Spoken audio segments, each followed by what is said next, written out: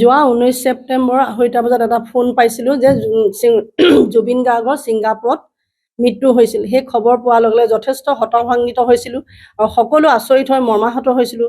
কি হ'ল, কি ঘটনা।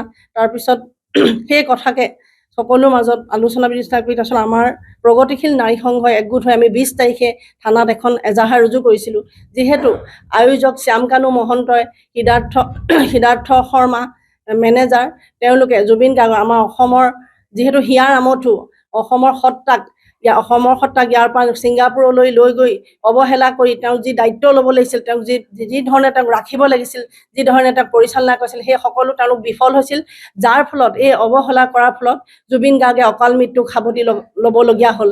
গতিকে এই কালপিতকেইটাক কঠোৰতমতকৈ কঠোৰতম শাস্তি পোৱা বিচাৰিছোঁ। যদিও তেওঁলোক এতিয়া জেলত সোমাই আছে, গতিকে তেওঁলোকৰ ওপৰত বিচাৰ চলি আছে। এই বিচাৰৰ কথা কৈ মই এইটোকে ক'ব বিচাৰিছোঁ, তেওঁলোকে যাতে যথেষ্ট কঠোৰ শাস্তি পায় তাকে কামনা কৰিছোঁ। আৰু এতিয়া যিহেতু ফাষ্ট ট্ৰেক আদালতত বিচাৰ হৈছে, সেই ক্ষেত্ৰত অলপ সান্তনা লভিছোঁ। কাৰণ প্ৰথমতে অলপ অসমীয়া গতিত যিহেতু বিচাৰ হৈছিল, এতিয়া ফাষ্ট ট্ৰেক আদালতলৈ অনাৰ কাৰণে আমি কিছু সকাহ পাইছোঁ। আৰু আমাৰ আশা আছে যিহেতু জুবিন গাৰ্গে ন্যায় পাব আৰু কালপিতকেইটাই নিশ্চয় শাস্তি পাব। তেওঁলোকে এনেকুৱা শাস্তি দিব লাগে দ্বিতীয়বাৰ যাতে এনেকুৱা আৰু অসমত এনেকুৱা কোনো ঘটনা দ্বিতীয়বাৰ নঘটে।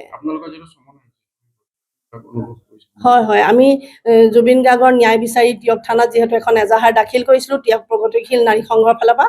আজিৰ তাৰিখত আমালৈ এখন চমন আহিছে আৰু আজি আমি গুৱাহাটীলৈ ৰাওনা হ'ম। 9 তাৰিখে আমাৰ ফাষ্ট ট্ৰেক আদালতত সাক্ষী মানে শ্যামকানু মহন্তৰ আমাক সাক্ষী দিবলৈ মাতিছে। গতিকে আমি নিজকে সৌভাগ্য বুলি ভাবিছোঁ, যিহেতু প্ৰাণৰ শিল্পীগৰাকীৰ কাৰণে ভাবি এনেকুৱাই মৰ্মাহিত হৈছোঁ।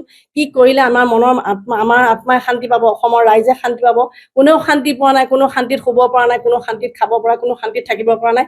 আমি এটাই বিচাৰিছোঁ, জুবিনৰ হত্যাৰ ন্যায় বিচাৰিছোঁ। জুবিনৰ হত্যা হৈছে বুলি আমি ভাবিছোঁ আৰু এক ষড়যন্ত্ৰ কৰি জুবিনক হত্যা কৰা হৈছে বুলি আমি অসমবাসীয়ে ভাবিছোঁ। গতিকে আমি জুবিনৰ ন্যায় বিচাৰিছোঁ। আজি সঁচাই গৌৰৱান্বিত হৈছোঁ। আমি গৈ কিবা ফাষ্ট ট্ৰেক আদালতত জুবিনৰ হৈ যে আমি ন্যায় বিচাৰিবলৈ পাই সঁচাই আনন্দিত হৈছোঁ আৰু মৰ্মাহিত হৈছোঁ। দুখো লাগিছে প্ৰাণৰ শিল্পীজনক ইমান সোনকালে যে হেৰুৱাব লাগিব, সেই কথা মনত কোনো দিনেই আমি ভবা নাছিলোঁ। অসমতে তেওঁ ইমান স্বাধীনভাৱে ইমান মুকলি মনে থাকিছিল, কিন্তু ইয়াৰ পানী সুদূৰ ছিংগাপুৰত তেওঁক কিয় নিঃশেষ কৰিবলগীয়া হ'ল, কিয় অৱহেলা কৰিবলগীয়া হ'ল। সেইকাৰণে শ্যামকানু মহন্ত, সিদ্ধাৰ্থ শৰ্মা তেওঁলোকক আমি ধিক্কাৰ দিছোঁ।